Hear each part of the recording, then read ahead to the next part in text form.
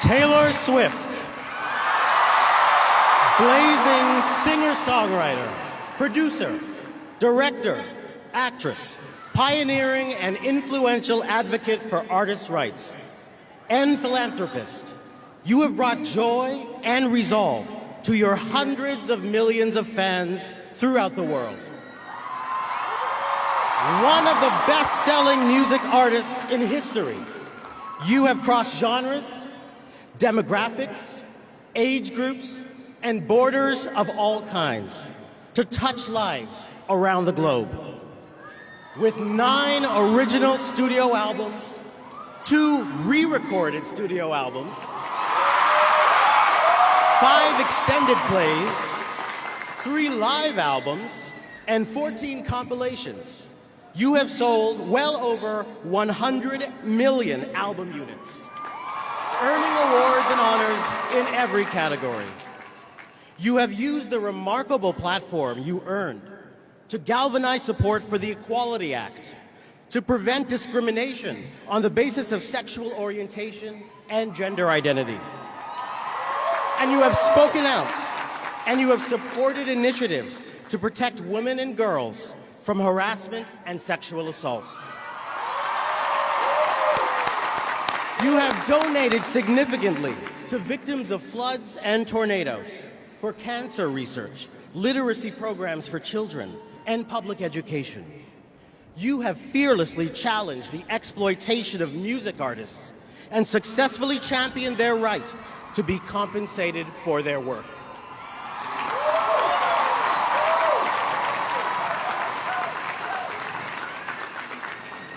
Taylor Swift.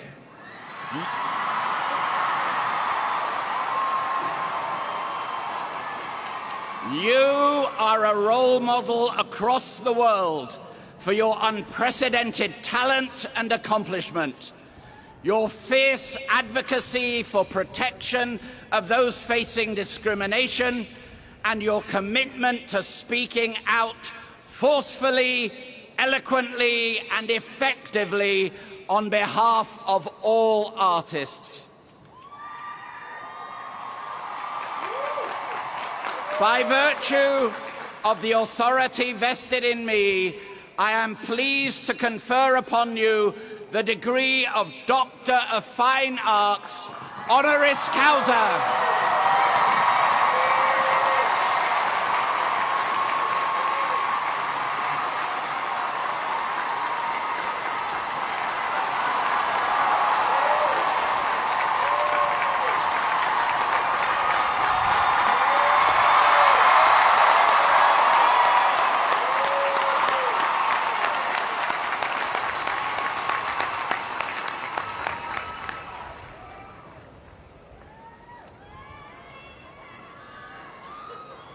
I am now pleased to introduce Taylor Swift, who will respond on behalf of the honorary degree recipients.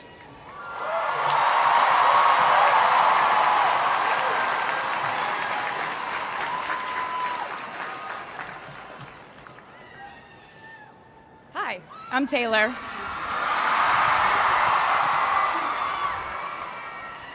Last time I was in a stadium this size, I was dancing in heels and wearing a glittery leotard. This outfit is much more comfortable. I would like to say a huge thank you to NYU's Chairman of the Board of Trustees, Bill Berkeley, and all the trustees and members of the board, NYU's President Andrew Hamilton, Provost Catherine Fleming, and the faculty and alumni here today who have made this day possible. I feel so proud to share this day with my fellow honorees, Susan Hockfield and Felix Matos Rodriguez, who humble me with the ways they improve our world with their work.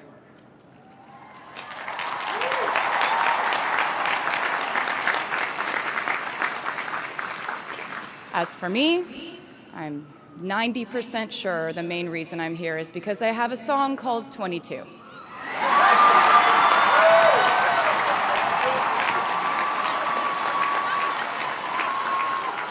And let me just say, I am elated to be here with you today as we celebrate and graduate New York University's class of 2022.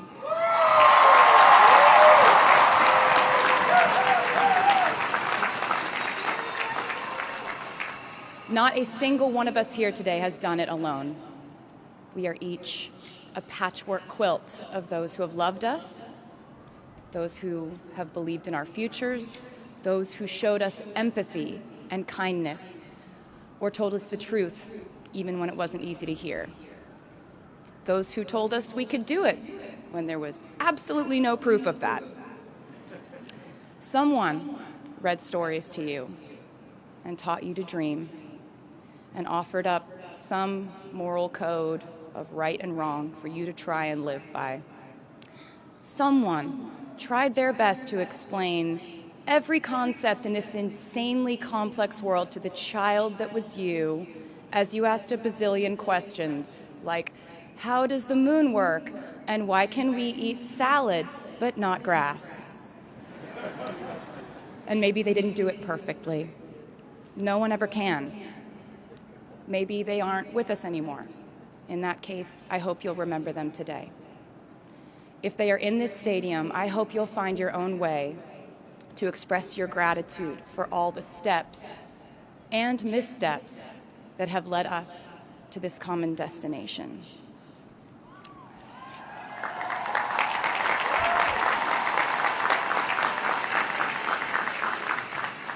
I know that words are supposed to be my thing, but I will never be able to find the words to thank my mom and dad, my brother Austin, for the sacrifices they made every day so I could go from singing in coffee houses to standing up here with you all today, because no words would ever be enough.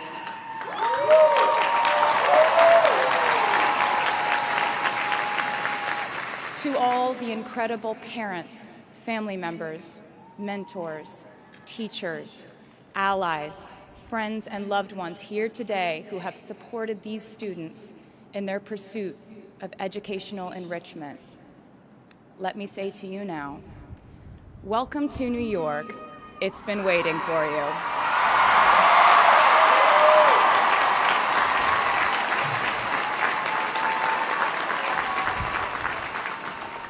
I'd like to thank NYU for making me, technically, on paper at least, a doctor.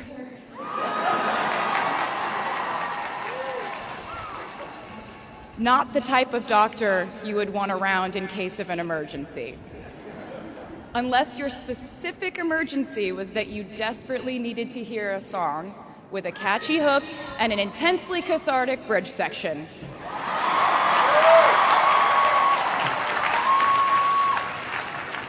Or if your emergency was that you needed a person who can name over 50 breeds of cats in 1 minute. I never got to have a normal college experience, per se. I went to public high school until 10th grade, and then finished my education doing homeschool work on the floors of airport terminals.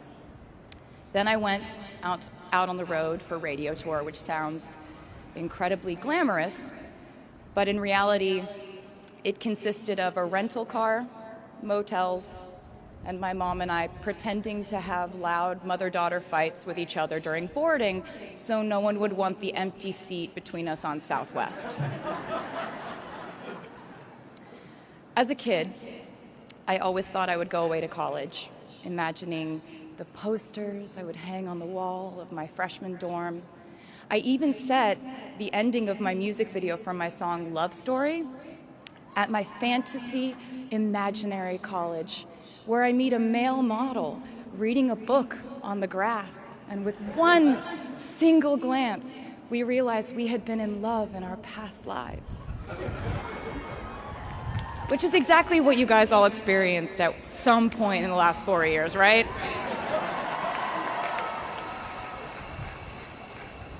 But I really can't complain about not having a normal college experience to you, because you went to NYU during a global pandemic. being essentially locked into your dorms and having to do classes over Zoom. Everyone in college during normal times stresses about test scores. But on top of that, you also had to pass like 1,000 COVID tests. I imagine the idea of a normal college experience was all you wanted too. But in this case, you and I both learned that you don't always get all the things in the bag that you selected from the menu in the delivery service that is life. You get what you get. And as I would like to say to you wholeheartedly, you should be very proud of what you've done with it.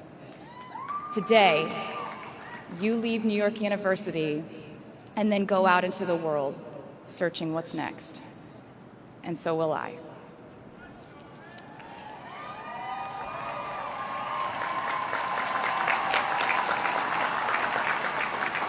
So as a rule, I try not to give anyone unsolicited advice unless they ask for it. I'll go into this more later. I guess I have been officially solicited in this situation to impart whatever wisdom I might have to tell you things that have helped me so far in my life. Please bear in mind that I in no way feel qualified to tell you what to do. You've worked and struggled and sacrificed and studied and dreamed your way here today. And so you know what you're doing. You'll do things differently than I did them and for different reasons. So I won't tell you what to do because no one likes that. I will, however, give you some life hacks I wish I knew when I was starting out my dreams of a career and navigating life, love, pressure, choices, shame, hope, and friendship. The first of which is, life can be heavy, especially if you try to carry it all at once. Part of growing up and moving into new chapters of your life is about catch and release. What I mean by that is knowing what things to keep and what things to release. You can't carry all things, all grudges, all updates on your ex, all enviable promotions your school bully got at the hedge fund his uncle started. Decide what is yours to hold and let the rest go. Oftentimes, the good things in your life are lighter anyway, so there's more room for them. One toxic relationship can outweigh so many wonderful, simple joys. You get to pick what your life has time and room for. Be discerning. Secondly, learn to live alongside cringe. No matter how hard you try to avoid being cringe, you will look back on your life and cringe retrospectively.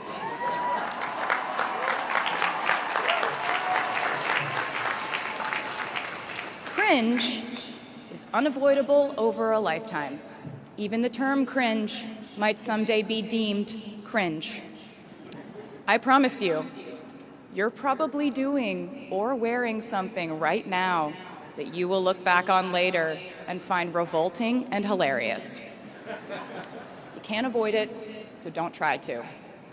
For example, I had a phase where, for the entirety of 2012, I dressed like a 1950s housewife. But you know what? I was having fun. Trends and phases are fun. Looking back and laughing is fun. And while we're talking about things that make us squirm but really shouldn't, I'd like to say I'm a big advocate for not hiding your enthusiasm for things.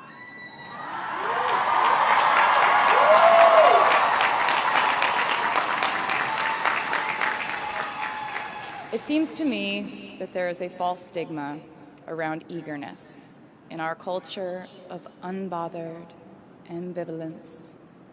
This outlook perpetuates the idea that it's not cool to want it. The people who don't try are fundamentally more chic than people who do. And I wouldn't know because I've been a lot of things, but I've never been an expert on chic. But I'm the one who's up here, so you have to listen to me when I say this. Never be ashamed of trying. Effortlessness is a myth. The people who wanted it the least were the ones I wanted to date and be friends with in high school. The people who want it the most are the people I now hire to work for my company.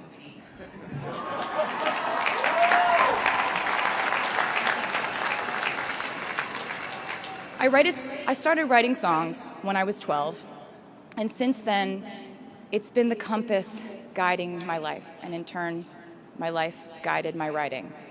Everything I do is just an extension of my writing, whether it's directing videos or a short film, creating the visuals for a tour, or standing on a stage performing.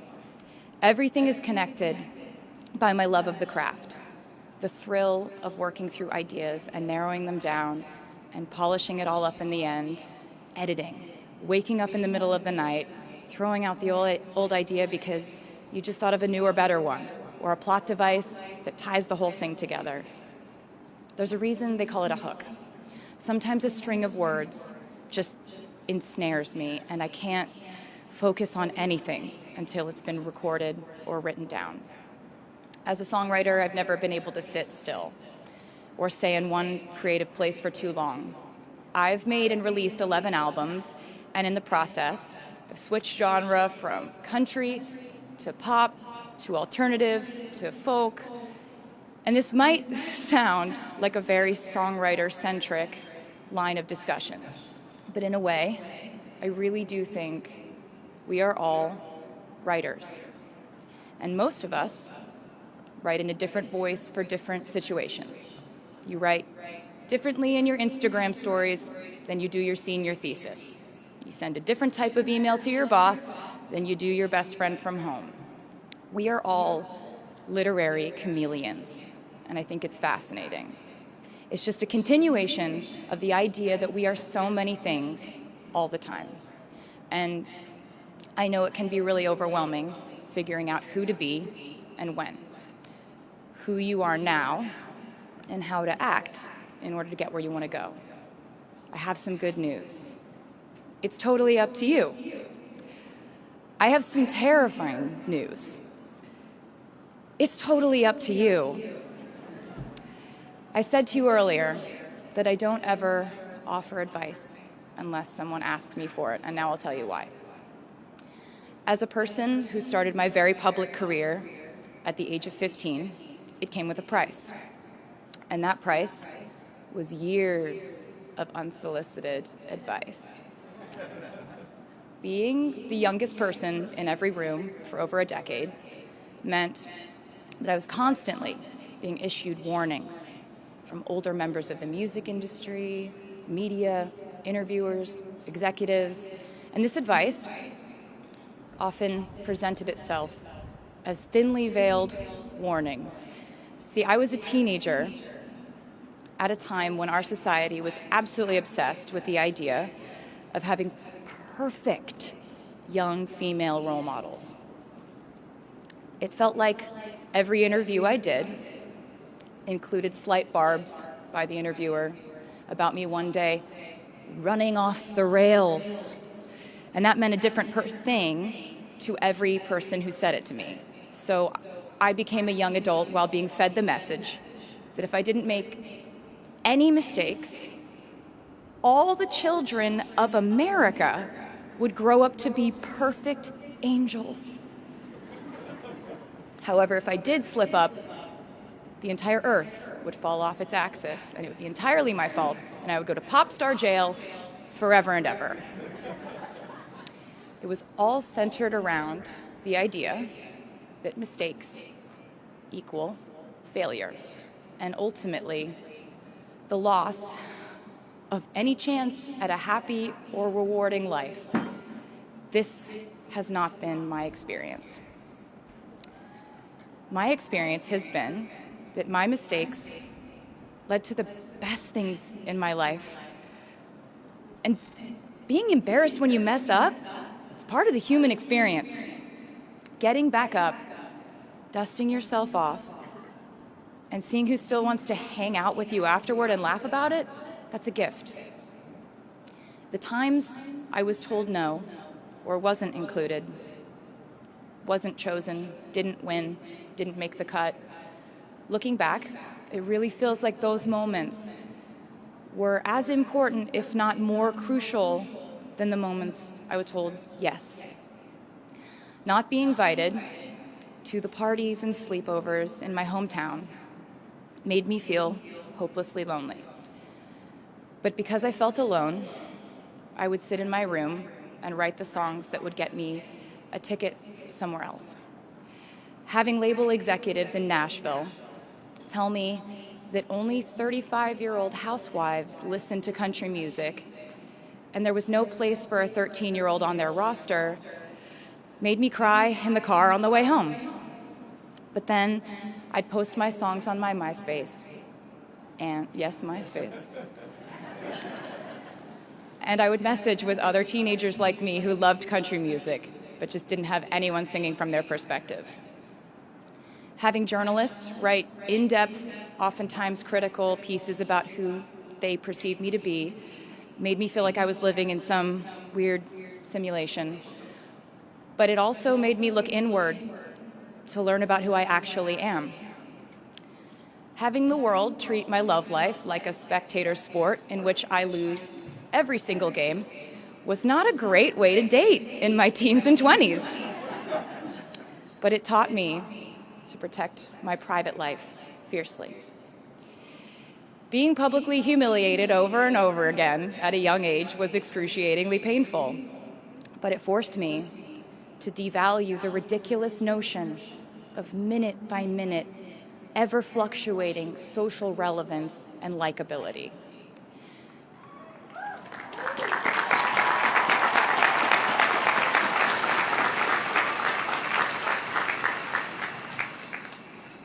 Getting canceled on the internet and nearly losing my career gave me an excellent knowledge of all the types of wine.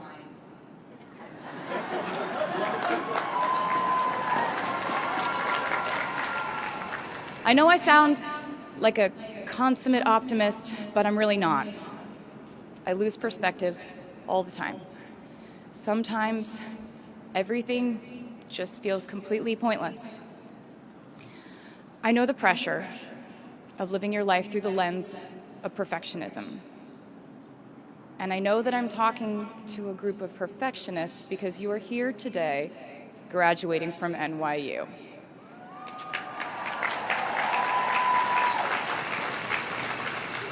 So this might be hard for you to hear. In your life, you will inevitably misspeak, trust the wrong person, underreact, overreact, hurt the people who didn't deserve it, overthink, not think at all, self-sabotage, create a reality where only your experience exists, ruin perfectly good moments for yourself and others, deny any wrongdoing, not take the steps to make it right, feel very guilty, let the guilt eat at you, hit rock bottom, finally address the pain you caused, try to do better next time, rinse, repeat.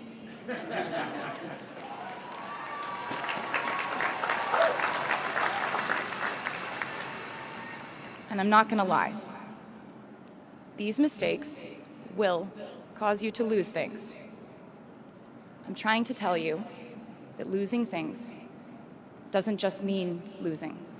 A lot of the time, when we lose things, we gain things too. Now you leave the structure and framework of school and chart your own path. Every choice you make leads to the next choice, which leads to the next, and I know it's hard to know which path to take. There will be times in life where you need to stand up for yourself, times when the right thing is actually to back down and apologize, times when the right thing is to fight, times when the right thing is to turn and run. Times to hold on with all you have, and times to let go with grace. Sometimes the right thing to do is to throw out the old schools of thought in the name of progress and reform. Sometimes the right thing to do is to sit and listen to the wisdom of those who have come before us. How will you know what the right choice is in these crucial moments? You won't. How do I give advice to this many people about their life choices? I won't. The scary news is you're on your own now. But the cool news is you're on your own now.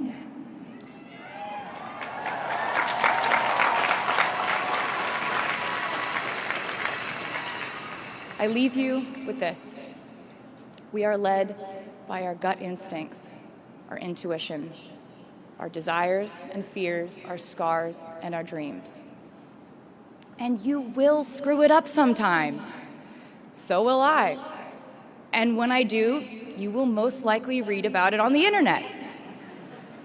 Anyway, hard things will happen to us. We will recover. We will learn from it. We will grow more resilient because of it.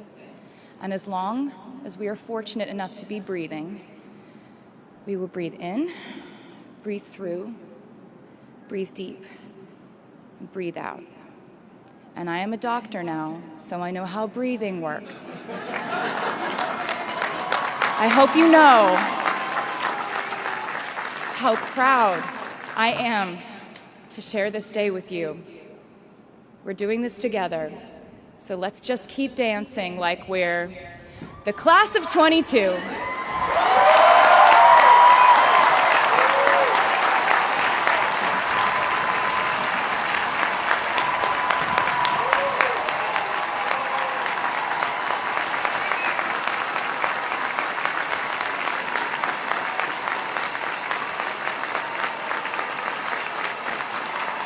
Please welcome the